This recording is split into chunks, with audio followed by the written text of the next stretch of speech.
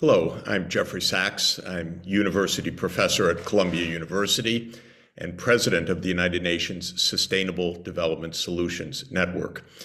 I'm greatly honored to be part of Tokyo Metropolitan University's Global Lecture Series, and I'm especially delighted that I'm going to be speaking with you about sustainable development, building the future we want.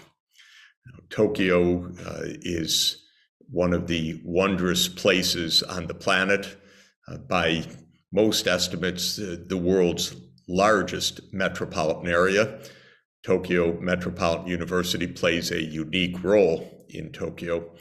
And I believe, therefore, that Tokyo Metropolitan University and the metropolitan area of Tokyo have tremendous opportunities and capacities to help build the future globally. Japan and Tokyo have so many superlatives. When I look to judge how societies are faring, the most important single indicator that I look at is longevity, life expectancy, because that is a kind of summary of well-being, of peace within the society, access to healthcare, economic prosperity. And you know, of course, that Japan has the world's highest life expectancy of any major country in the entire world. Japan is also absolutely notable for how peaceful society is internally, the lowest homicide rate of any large country in the world. All of this, in my view, reflects Japan's deep culture and remarkable capacities in science and technology and arts and in social living. So these are reasons why I believe that Tokyo and Tokyo Metropolitan University have such an important role and opportunity to play in our global challenge, our challenge of building the future we want. To share my thoughts with you, I'm going to share some slides. So if you permit me, I'm going to show you a PowerPoint and discuss all of the different aspects of sustainable development, emphasizing always that sustainable development is a global scale challenge. It has been adopted as the central organizing principle in many treaties and by all UN member states, most notably in the adoption of the 17 Sustainable Development Goals, which will feature centrally in my remarks. So I'll share my screen right now with you, and we will get on our way to understand how to build the future we want. What is the future we want? Well, as defined by the Sustainable Development Goals, and I think clear in the hearts of all of us, first, we would like to see the end of poverty and the end of economic suffering in all parts of the world. We have the technological means, the know-how to end poverty, especially extreme forms of poverty. And yet, in a world of plenty, in many parts of the world, we still have parts of the world trapped in extreme poverty. So I will discuss how we can end poverty in all parts of the world. Second, in the future we want, we would like to see reduced inequalities within and between societies so that every person, every family, every region, every ethnic group has the chance to get ahead. And reducing inequalities within and between nations includes achieving what have long been recognized to be economic rights. And economic rights means things that are merited by all people by virtue of their basic human dignity. These include the right to health, the right to education, the right to social protection, the right to decent nutrition, the right to leisure time, and the right to environmental security.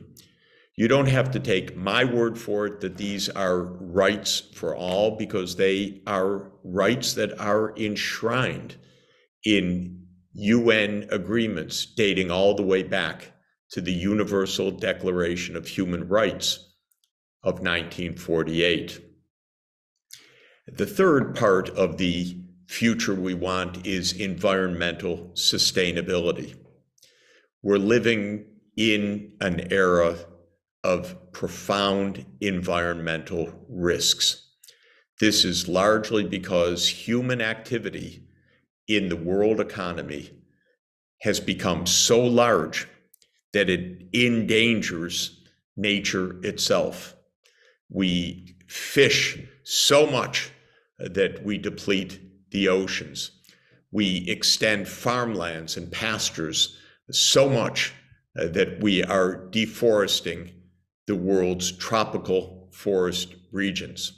We have so much industrial production that the flow of pollutants, including plastics, pollutes the air, the water, the soils, even the vast oceans of the planet. And we emit so much in greenhouse gases that warm the planet that we have created human-induced climate disruption, even climate disaster that is on its way.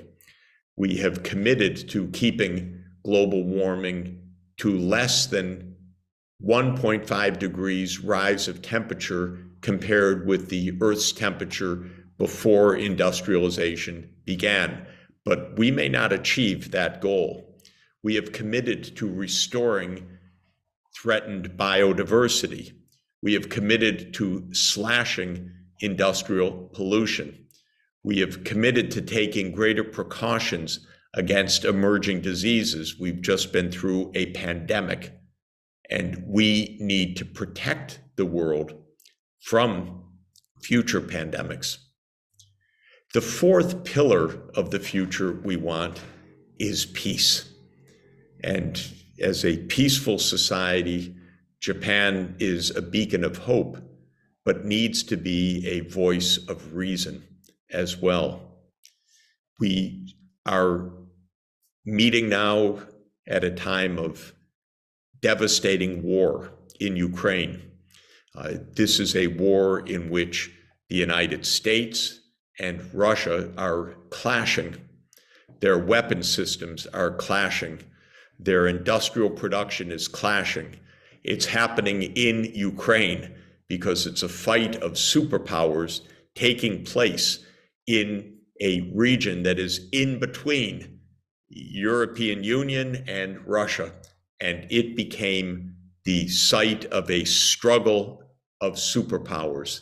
It's very dangerous, very destructive, and there are threats to global peace, of course, not only in Ukraine, but in Asia, in tensions between the United States and China, and in other parts of the world.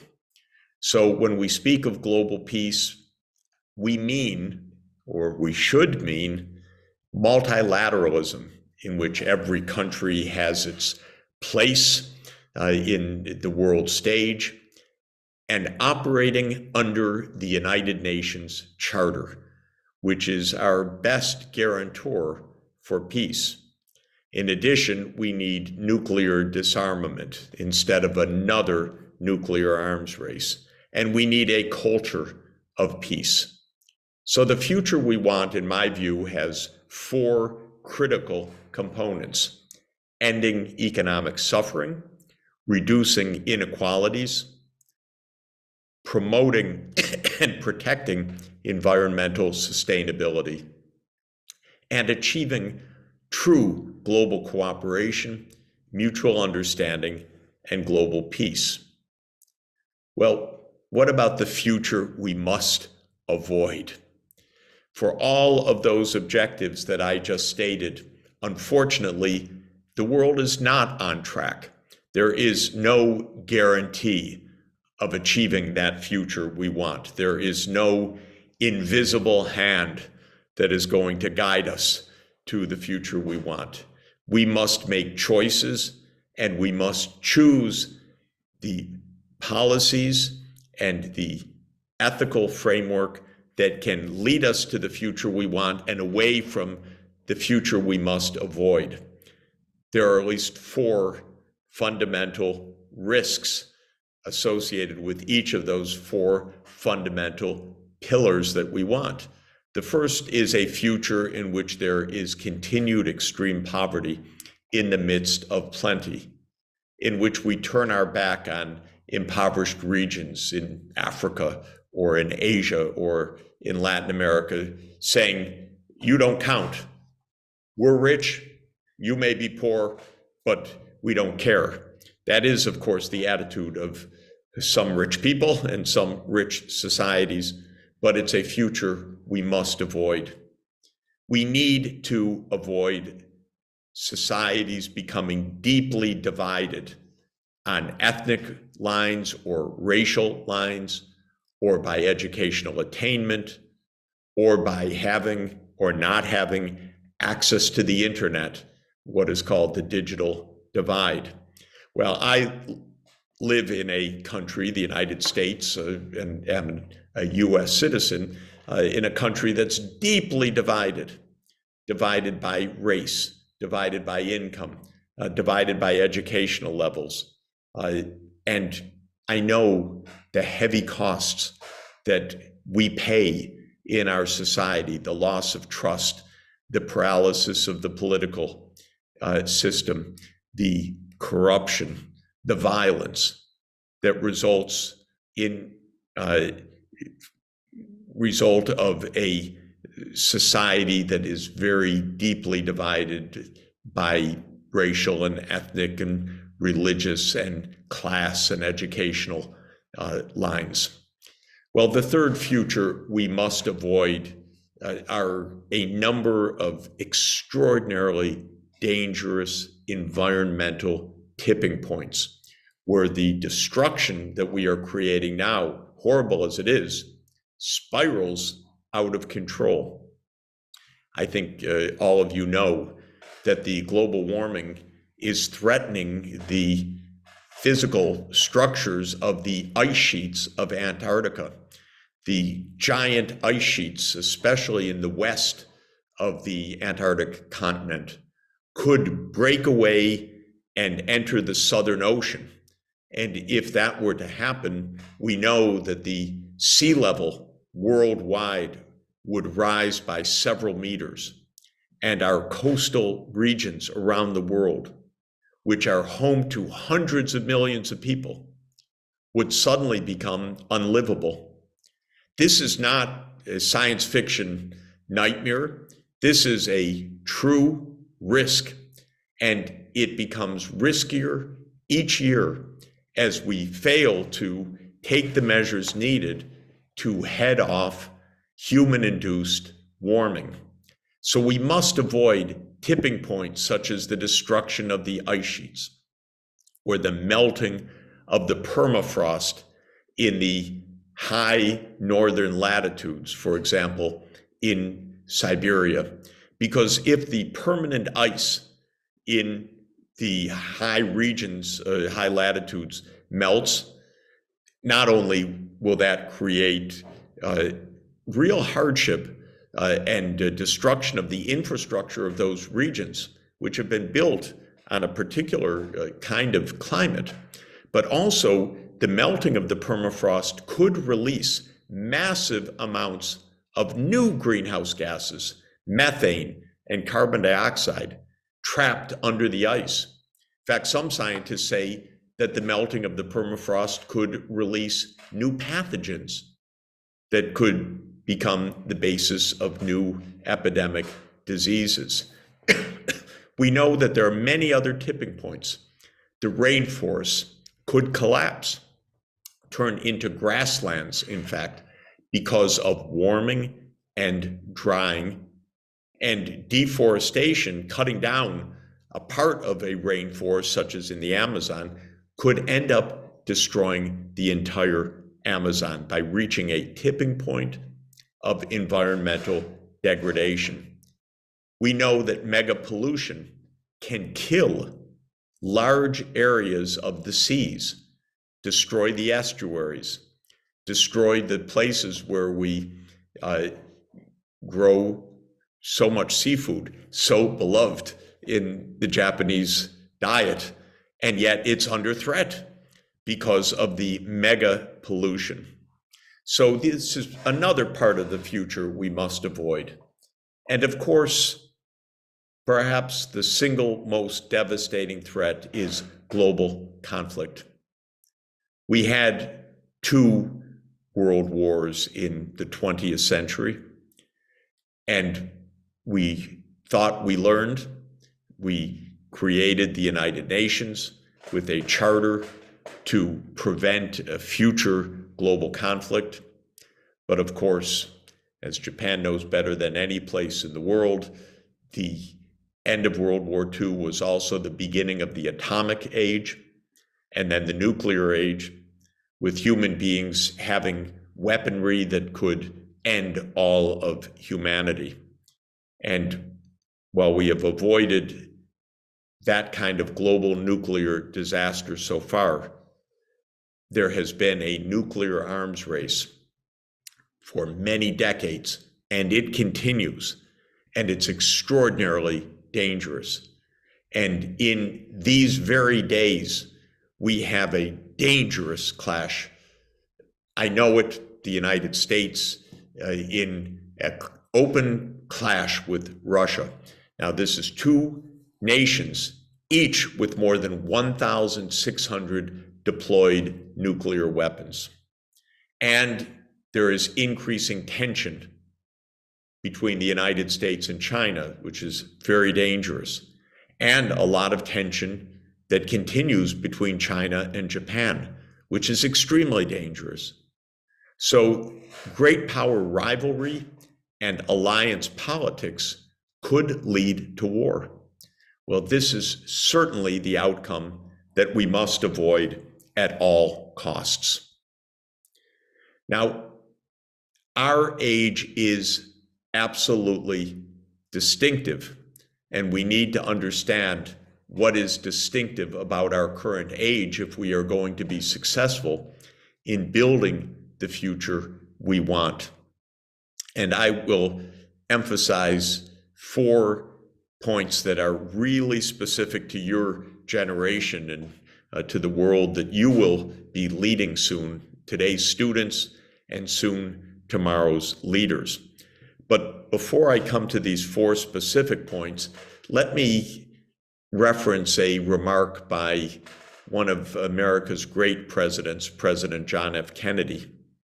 In his inaugural address as president on January 20th, 1961, President Kennedy said some very remarkable words and very wise words.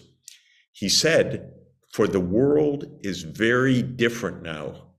Mankind holds in his mortal hands the ability to end all forms of human poverty and all forms of human life." What Kennedy was saying is, with our technology, we can end all poverty. A wonderful achievement, never before within reach of human beings.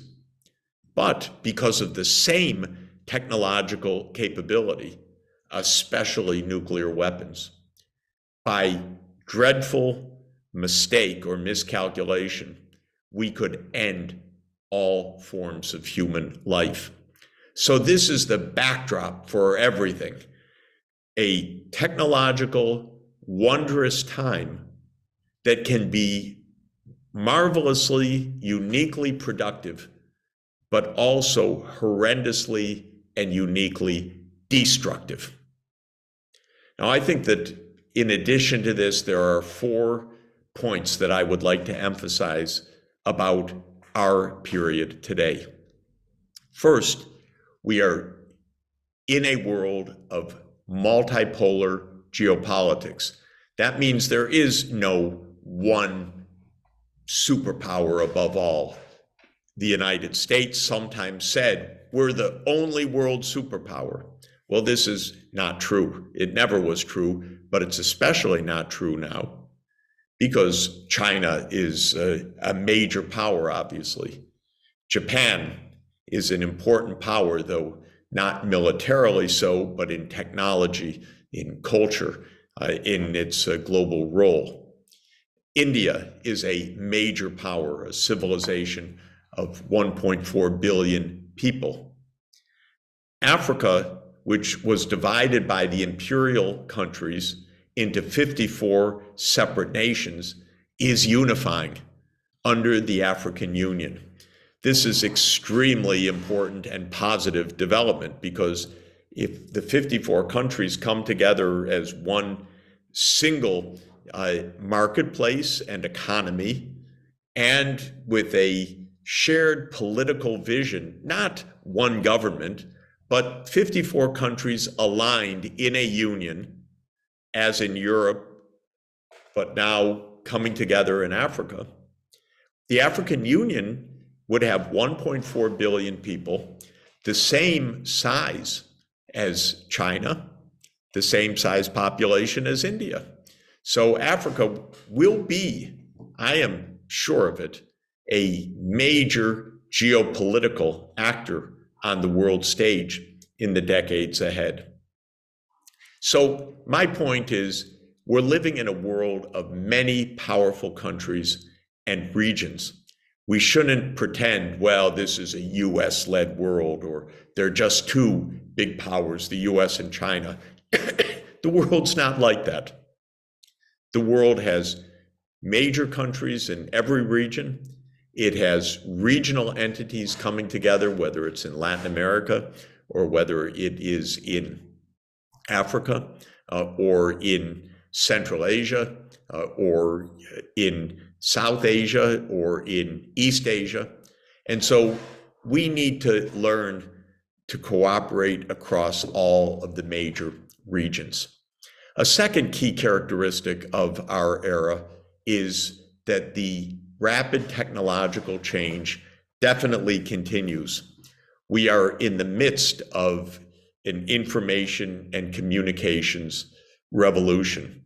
Now, this has been going on for almost 90 years now, I would say, because the computer age really began with the genius of mathematicians like Alan Turing in Britain in the 1930s, and with John von Neumann, a Hungarian mathematician who came to the United States and one of the most brilliant scientists of the 20th century, who helped develop the computer age, and with the advances of technology like the invention of the transistor in 1947 and the integrated circuit in 1959 and microprocessing in the 1960s and onward. We have been in a revolution of information and communications technology. Now with 5G technologies, but soon it'll be 6G and 7G, with the supercomputers, with artificial intelligence, with robotics, many areas where Japanese science and technology is in the global forefront. Well, this is disrupting society, meaning causing massive change. In many cases, hugely for the good, because these new technologies enable the delivery of services like healthcare or education or finance and payment systems far more efficiently than in the past. But the technologies are also disruptive, changing jobs, and of course, becoming part of military technologies as well, with new kinds of destructive force. So this is the second characteristic specific to our time. The third, which I've already mentioned, is the massive environmental stresses. which are so powerful, so multifaceted, that scientists have given a name to our era, the Anthropocene, meaning the geologic era that is driven by human activities. Anthropos meaning human in ancient Greek. So we're living in the Anthropocene at a time when the Earth's physical systems are being disturbed in a dangerous way by human activity. And that's why the commitment to environmental sustainability is so essential. And the fourth change that I would emphasize is we continue to live in a world of massive demographic change, but of new kinds. Really, since the end of the 18th century, when the world population was about 1 billion people, we've had a massive demographic change, unprecedented compared to all previous human history. And that is, the human population grew phenomenally. We reached, at the end of 2022, 8 billion in the world population. By roughly 2037, we'll reach 9 billion people. Compare that to the 1 billion who lived in the year 1800, or roughly 1 billion. This has been a huge rise of population, nearly 10 times. It's also been accompanied by other fundamental demographic changes, urbanization being one. We became a predominantly urban society. Longer life expectancy, with life expectancy rising from around 25 years only because of high child mortality, up to today's world average of around 70 years, and Japan's remarkable achievement of life expectancy of around 85 years. So there has been demographic change for 2 centuries now, but what we have now is quite distinctive. In the rich countries like Japan, demographic change entails now a leveling off of population and to be followed by a decline of population because the fertility rates are lower than 2. So since couples are having, on average, fewer than 2 children, that means that today's adult population will be followed by a smaller children's population. And over time, this will lead to gradual population decline in Japan and elsewhere. But at the same time, there is at least one major part of the world, Africa, where the fertility rates remain 4 children or higher on average per mother. And that means that population growth continues to be quite rapid. As of today, Africa's population is about 1.4 billion people, roughly the same size as India and China. But by mid-century, Africa's population will probably be on the order of 2.5 to 3 billion people. And depending on what happens in the future of fertility in Africa, that is the choice of how many children people have, the population could level off at around 3 trillion. It could decline to between 2 and 2.5 billion, or it could rise to more than 4 billion people, according to some forecasts. So we're going to have a huge relative change of world population. In the places with declining populations overall, there will be an aging of the population. In the places with continued rapid population increase, the average age of the population will remain quite low because of the number of children as a proportion of the population. So these are 4 distinctive characteristics that you, today's students, will face as young adults and as leaders of the 21st century. A multipolar world, rapid technological change and disruption that goes along with it, ongoing threats of environmental stress, and rapid shifts of population, with some regions of the world becoming a much larger proportion of the overall world population. And at the same time, some parts of the world, Japan, one of them, aging considerably, a rise of the median age that it will be quite considerable, already happening, and other parts of the world remaining quite much on the young side. Well, all of this raises three fundamental questions. Will the world cooperate, or will it fall into conflict in this tumultuous period? Will there be convergence economically, where today's poorer countries, by adopting improved technologies and by gaining higher skills, will narrow the gap of living standards with today's rich countries? Or will the rich get richer and the poor get poorer? Will there be convergence, a narrowing, or divergence, a widening of the gap? And a third big question is, will our global institutions, such as the United Nations, or the International Monetary Fund, or the World Bank, or the UN agencies, be effective? Will they help the world to cooperate, or will they be ignored because competing great powers will say, we don't want that kind of cooperation. We have power. We are on our own. Well, this is a big question. So we're trying to build the future we want.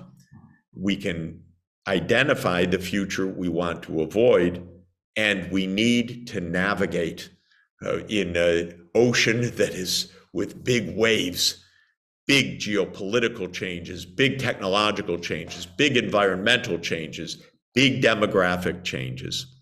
That is our challenge. So I believe that to reach the future we want, especially for your generation and your children's generation, we need to design the future we want. We need to think clearly, how should we make our choices of politics and economics in order to reach the future we want? Well, it's fair to say that for 75 years, this question has been asked within the UN system.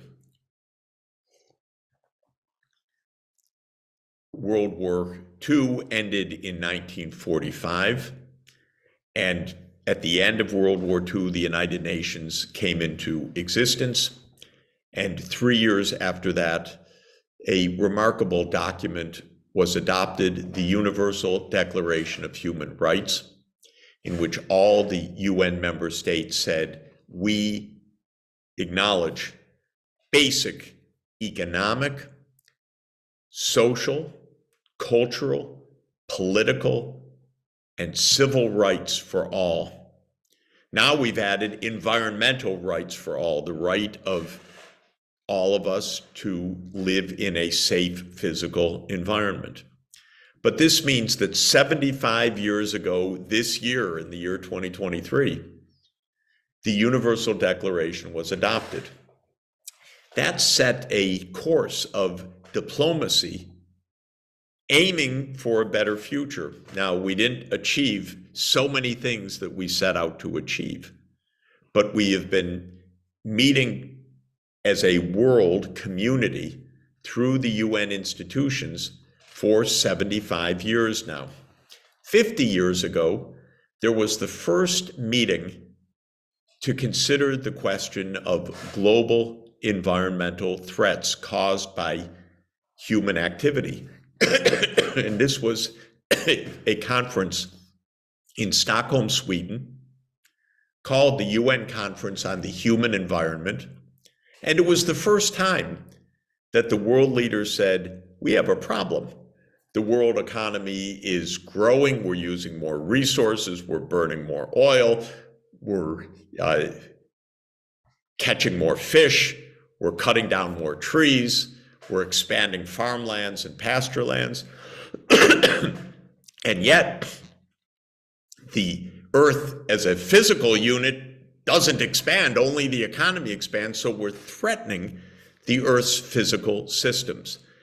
In 1972, the nation said, we've recognized this problem, and they created the UN Environmental Program, UNEP, based in Nairobi, Kenya, as the first institution to try to deal with this global scale environmental threat. Now, 15 years after that, in 1987, Dr. Gro Brundtland, who was the Prime Minister of Norway, chaired a global commission named after her now, the Brundtland Commission, and they issued a famous report called Our Common Future.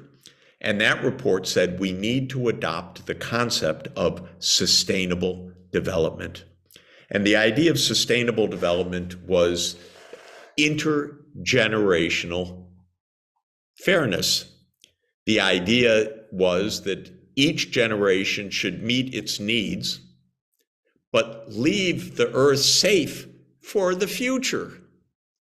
And the way that the Brundtland Commission said, precisely, sustainable development means each generation meets its needs in a way that enables future generations to meet their needs.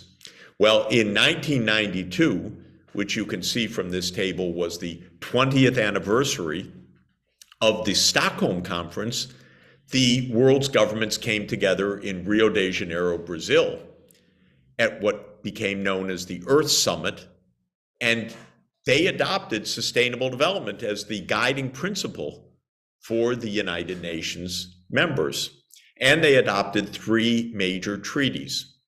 The Treaty on Climate Change, called the UN Framework Convention on Climate Change, the Treaty to Protect Biodiversity, called the Convention on Biological Diversity, and the Treaty to Protect the Threatened Dry Land Regions of the World, called the UN Convention to Combat Desertification, the Spread of Desert.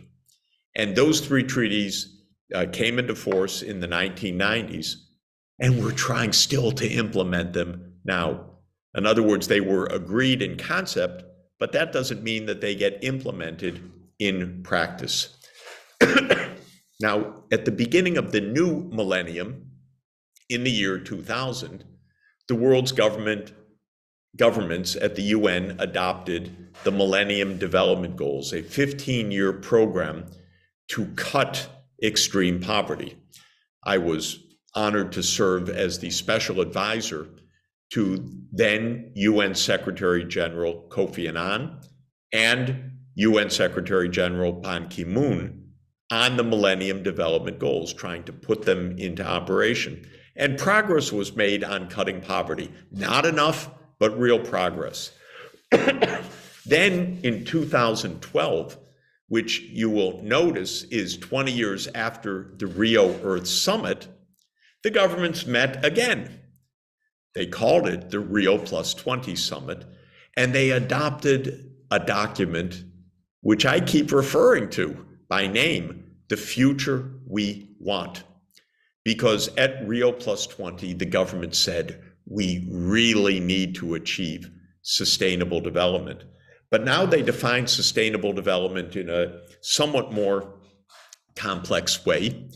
They said it means achieving economic prosperity, or the economic rights for all, reduced inequality, leaving no one behind, and environmental sustainability, or sometimes the triple bottom line: economic, social, and environmental goals. And in 2012, in The Future We Want, the government said we really need sustainable development goals. And they instructed the governments negotiate a specific set of sustainable development goals. Well, 3 years later, in the year 2015, the world's governments adopted Agenda 2030 to transform our societies to sustainable development. And within Agenda 2030 are 17 sustainable development goals. Those were adopted in September 2015. And then a few weeks after that, the governments met in Paris and adopted the Paris Climate Agreement to implement, finally, the UN Framework Convention on Climate Change, and most importantly, to try to keep temperatures from rising more than 1.5 degrees relative to the pre-industrial temperature of the planet. Whether we make it or not is a real issue, but the goal was set, don't let warming go above 1.5 degrees. Now, this year, we are in the midway point of the 15-year process of the Sustainable Development Goals. So in 2023, there will be an SDG summit at the United Nations on September 19 and 20th to see how are we doing and what do we need to do to accelerate. Because we know we're not on track to achieve the SDGs in most countries and in most of the goals. Next year in 2024, there will be a summit for the future at the United Nations. Your future, and young people are absolutely key to this summit. The idea of the summit is the world leaders will come together and say, in the 21st century, how are we going to make things work? How are we going to build the future we want? So let me focus on sustainable development goals. In 2015, the world adopted a document transforming our world, the 2030 Agenda for Sustainable Development. In the preamble, it says, this agenda is a plan of action for people, planet, and prosperity, or social, environmental, and economic objectives. It also seeks to strengthen universal peace in larger freedom. And then it says, we recognize that eradicating poverty in all its forms and dimensions is the greatest global challenge, and it's indispensable for sustainable development. And within Agenda 2030 are the 17 Sustainable Development Goals, which are the worldwide agreed objectives for pursuing sustainable development. And our most important homework assignment these years is for our societies, whether it's in Tokyo or at the national governmental level in Japan or at the worldwide level, that all parts of the world should achieve the 17 Sustainable Development Goals, running from SDG 1, ending poverty, all the way to SDG 17, partnerships to achieve sustainable development. In my interpretation, achieving sustainable development means investing for our future. And I have identified 6 areas of investment for the future that I think are critical. Education for all, health services for all, renewable energy and circular economy for all, healthy diets and sustainable farm practices so we don't ruin the oceans and chop down the trees for all, digital, electric, and service-based cities. In other words, cities that function well, even though they're very crowded, in the 21st century. And digital inclusion, meaning using the information and communications technologies for human betterment, not for more military destruction, but for human betterment in the 21st century. Our societies need to invest in these areas. And you can ask, is the Metropolitan Government of Tokyo investing in these areas? Is the government of Japan investing adequately in these areas? Is the government of the United States investing adequately in these areas? The answer is no, unfortunately. Too much investment in the military, not enough investment in sustainable development. But these are the focal points to build through investment the future we want. But in order to achieve these goals, it's not only putting in the yen to do it, it's also putting in the institutions that can support these investments in the future. And I mentioned several new forms of governance, new forms of politics that I think are essential. First, we need goal-based development. Set objectives. That's the future we want. By 2040, we want to make sure that we're not polluting the environment, that our waste is recycled, that we are not emitting greenhouse gases, for example, and then base our policies on those goals. We need to spell out how we will deploy new technologies and new industrial policies to achieve those goals. We need to understand financially how we as a society will pay for those goals. Will that be private investment or government investment? If it's government investment, is it through the budget? Is it through taxation? Is it through government borrowing? If it's through government borrowing, will the government be able to repay the loans when those loans come due, and so forth? We need corporate or business alignment with sustainable development. Japan's major companies have a huge role to play. For example, Toyota, one of the world's great companies and most significant automotive companies, of course, needs to build vehicles that are electric or run by hydrogen that are not emitting carbon dioxide. So zero emission vehicles. And there are so many other examples. We need regional integration because, as I'll emphasize in just a couple of moments, for Japan to succeed in its energy system, it should be interconnected by submarine cable, for example, with Korea and with China. But that means cooperation, and the trust is quite low right now. Too much talk about military, too much talk about threats, not enough talk about peaceful cooperation. At a global scale, we need geopolitical cooperation. The idea of some in the United States that the US must stop China from becoming more economically productive is a very bad idea. For any country to say some other country should not succeed is a path to conflict, not a path to global problem solving.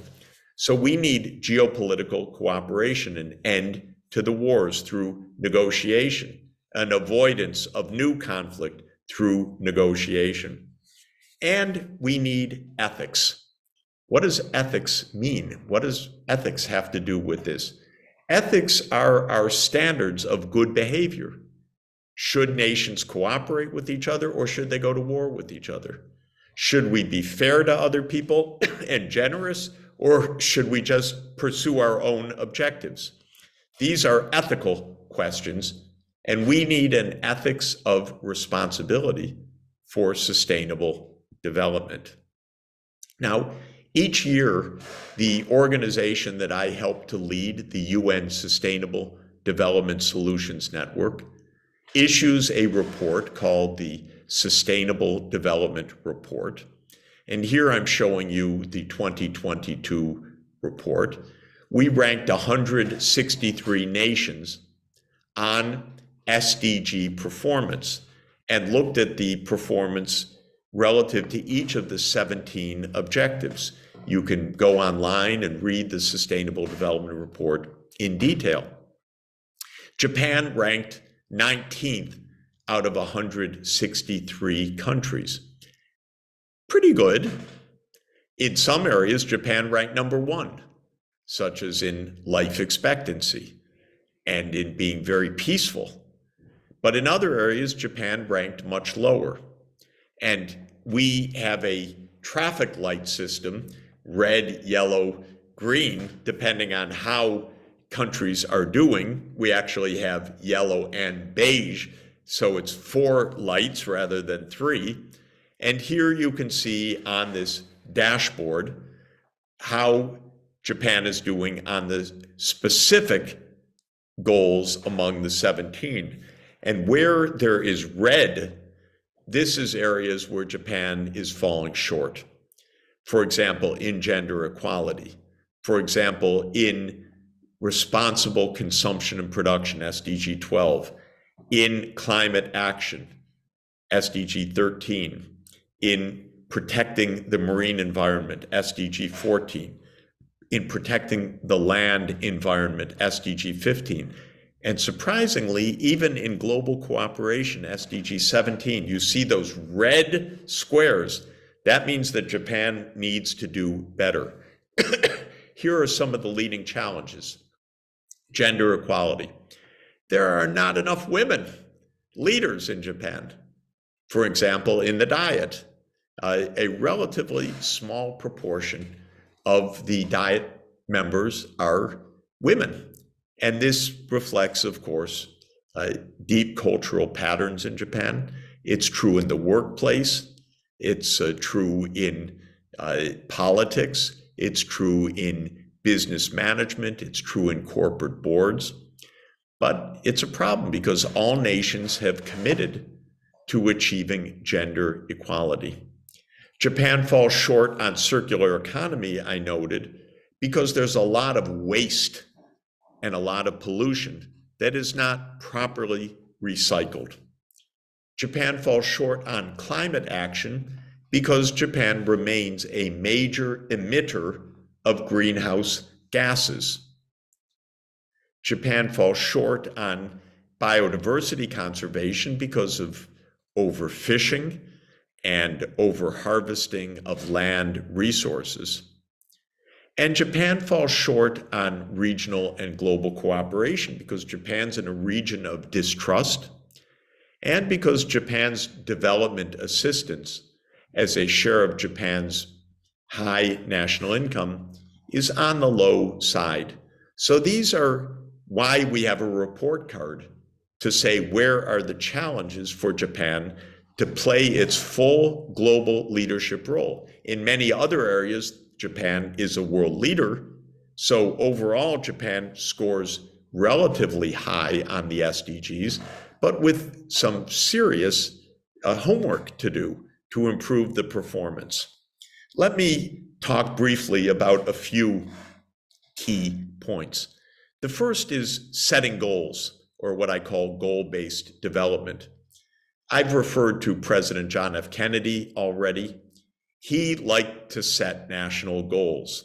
He said, for example, peace need not be impracticable and war not inevitable.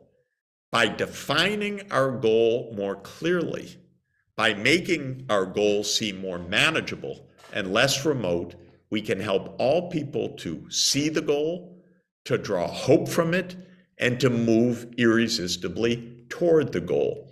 So President Kennedy liked to set goals, and they were very inspiring. One of the goals he set was going to the moon. So in the 1960s, the US had a moon mission, eventually landing Neil Armstrong on the moon in 1969. That was President Kennedy's goal set in 1961. It inspired the whole country into a shared mission of going to the moon. Now, countries are setting goals for sustainable development. Whole regions are setting goals like the European Green Deal, which I am showing on the screen now. I believe Japan should have very clear sustainable development goals, but I also believe that Japan, Korea, and China should get together for Northeast Asia to set clear goals. and a larger grouping called the Regional Comprehensive Economic Partnership, RCEP, which is 15 countries, Japan, Korea, China, the 10 countries of ASEAN, Southeast Asia, and Australia and New Zealand. That 15 countries is in a regional trading group, and RCEP should set clear, sustainable development goals. A next idea is multi-stakeholder governance, which means that we manage society for everybody, not just for the rich, but for everybody. And on this slide, which you can study later, I suggest the multiple roles of government in a multi-stakeholder world, in planning, in investment, in regulation, in legal framework, the multiple roles of business to be good stakeholders, to look at their consumers and suppliers and communities where they work and workers in the same way that they look to their shareholders. The multiple roles of civil society in being good citizens and good consumers, and universities like the Tokyo Metropolitan University being leaders in building the future we want. And I emphasize the role of networks of universities in playing this role, networks like the United Nations Sustainable Development Solutions Network. Now, I've emphasized we need regional integration. For a clean energy system, for example, the Asian Development Bank and others have advocated bring the regions together, connect Japan and Korea, Japan and China, China, Japan, Korea connected with Mongolia, and so forth. By connecting all of the neighbors, the power system will be more resilient, lower cost, and more effective in decarbonizing to protect the climate. I keep emphasizing geopolitical cooperation because we need all nations of the world to cooperate on ending extreme poverty, protecting the environment, resisting inequality, managing demographic change, and of course, most importantly, maintaining peace. Now, this is a complicated graph showing 500 years of economic change. And the blue line at the top is the share of Asia in the world output. And it was always more than 50% of world output until the 19th century, when the US and Europe industrialized first and became the dominant part of the world economy. But as you can see, after the Asia share of world output fell sharply from 1820 until 1950, now Asia is reassuming its place as the world's largest part of the world economy.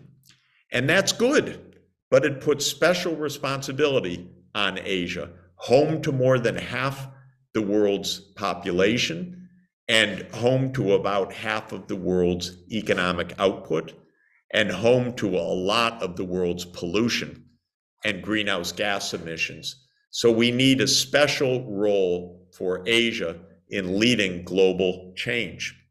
And I emphasize that the so-called Western world, the US, European Union, Canada, Australia, New Zealand, is now about the same size as the so-called East Asian world, which is China, Japan, Korea, plus the 10 ASEAN countries.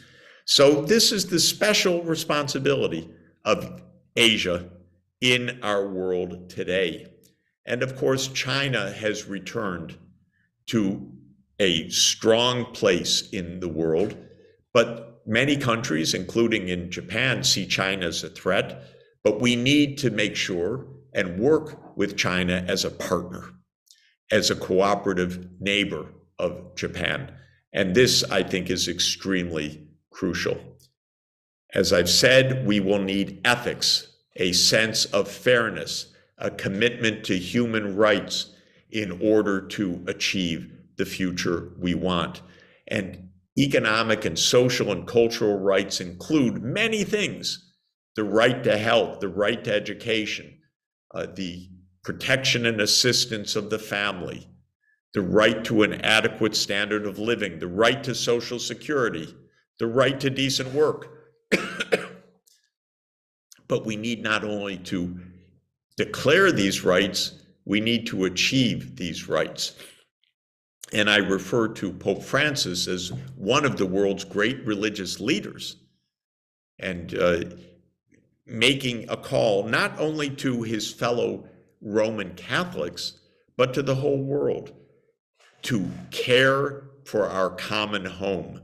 And this is one of his important messages to the world, an encyclical called Laudato Si. And you can see the subtitle in English is On Care for Our Common Home. And Pope Francis is a wonderful person and a wonderful moral leader, says that our interdependence obliges us to think of one world with a common plan. That's the idea. We act as a world with a common plan because we are deeply interdependent. And I believe we need to look to our ancient wisdom, Confucius or Aristotle, shown here, as great sages who gave us great insights into ethics for how to live well and decently and to promote the future we want. Most importantly, let me close here, we need to make peace. We need to end the war in Ukraine through negotiations. We need to prevent conflict in Asia. We need to help the United States and China to be cooperative, not dangerous rivals. And President Kennedy said this very clearly, as I've noted. The United Nations stands for shared global values. And President Kennedy said something in 1963 in pursuing peace that I'll close with because I think it is very important and very inspiring. President Kennedy said, "So let us not be blind to our differences, but let us also direct attention to our common interests and to the means by which those differences can be resolved. And if we cannot end now our differences, we can at least help make the world safe for diversity. For in the final analysis, our most basic common link is that we all inhabit this small planet. We all breathe the same air. We all cherish our children's future, and we are all mortal." Wonderful wisdom. 60 years ago this year, we need to live together. We need to make the world safe for diversity. And we need to appreciate we all inhabit this small planet. We share the same deep objectives, and we face a common fate. So we must learn to cooperate and stay peaceful. Well, thank you very, very much for this opportunity to join the Tokyo Metropolitan University in the Global Lecture Series and to share my thoughts with you. You are today's students and tomorrow's young leaders. Help to build the future that you want, that your families want and need, that the whole world yearns for, a world in which everybody has dignity, meets economic needs, lives in a society that includes all and leaves no one behind, protects the environment, and most importantly, lives in peace and cooperation. Thank you so much. It's been a great honor to be with you in this lecture, and I hope that I meet many of you in person at Tokyo Metropolitan University in Tokyo or in some part of the world. All best wishes to all of you, and thank you so much.